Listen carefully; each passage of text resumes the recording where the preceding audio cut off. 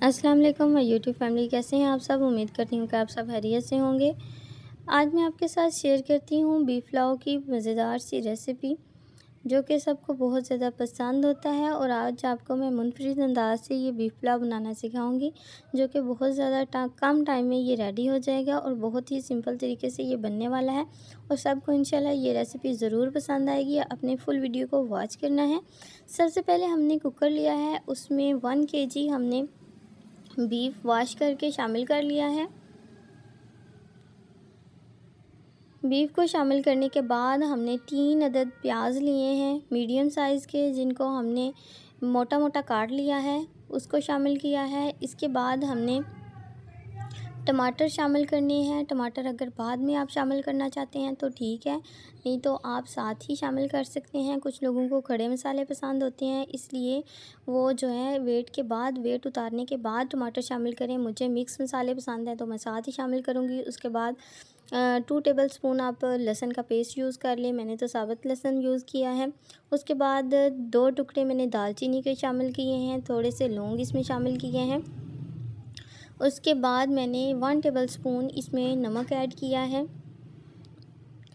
बस मैंने इसमें इस वक्त नमक ही ऐड किया है, बाकी स्पाइसेस जो हैं हम बाद में ऐड करेंगे। तकरीबन 1 लीटर मैंने इसमें पानी शामिल किया है। पानी उतना ही शामिल करें जितना कि इसमें गोश्त गल जाए। हमें सूप की या जो यखनी होती है उसकी ज़रूरत नहीं है फ़िलहाल।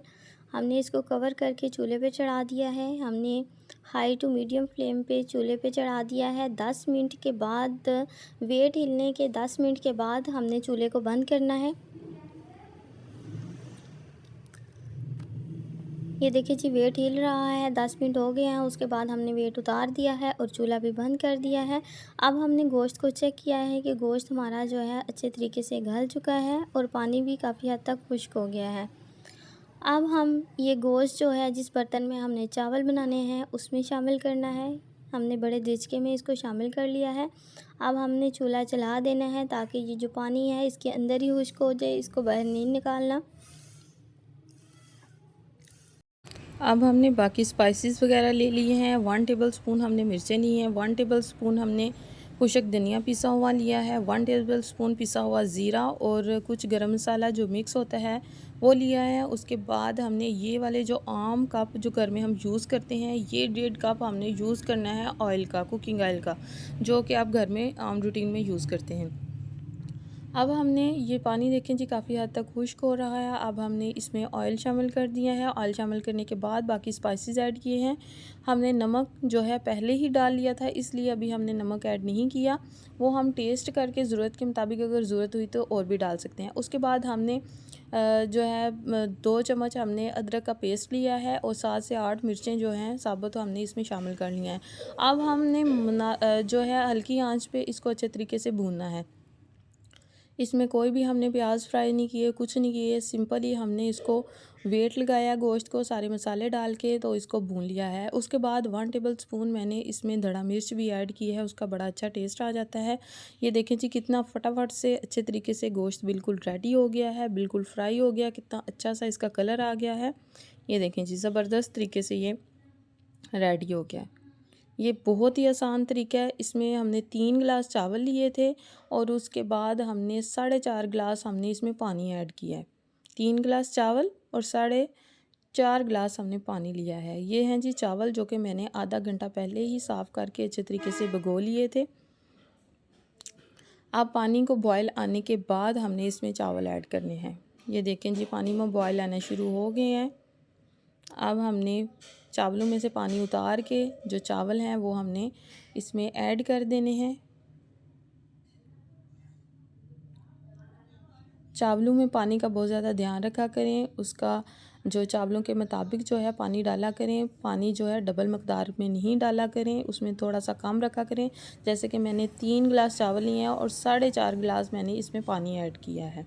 सिर्फ 1.5 गिलास पानी मैंने ज़्यादा डाला इसमें। ये देखें जी मैंने चावल डाल दिए हैं। अब पानी जो है इसमें खुश्क होने तक हम इसे पकाएंगे। ये देखें जी इसमें जोश आना शुरू हो गए हैं। अब जोश आने के बाद जो है पानी जो है फ़ौरन से इसका खुश्क होना शुरू हो जाएगा। ये देखें जी चेक करें, पानी जो है काफ़ी हद तक खुश्क हो जाएगा। थोड़ा सा और ड्राई होगा तो हमने इसको दम पे लगा देना है। ये हमने गरम मसाला पिसा हुआ 1 टेबल स्पून इसमें ऐड किया है। दम से पहले वो अगर डाल लें तो बहुत ही अच्छा टेस्ट आता है। पानी खुश्क हो गया, अब हमने इसको दम पे लगा दिया। चावलों को जितना अच्छा दम आएगा उतने अच्छे पकेंगे। आप 20 मिनट तक इसको दम लगाएं। ये देखिए जी दम लगा लिया है हमने 20 मिनट गुजर जाने के बाद। ये देखिए जी ज़बरदस्त से राइस हमारे रेडी हो गए हैं। इस तरह राइस बनाने से इनका कलर बड़ा ज़्यादा अच्छा आता है।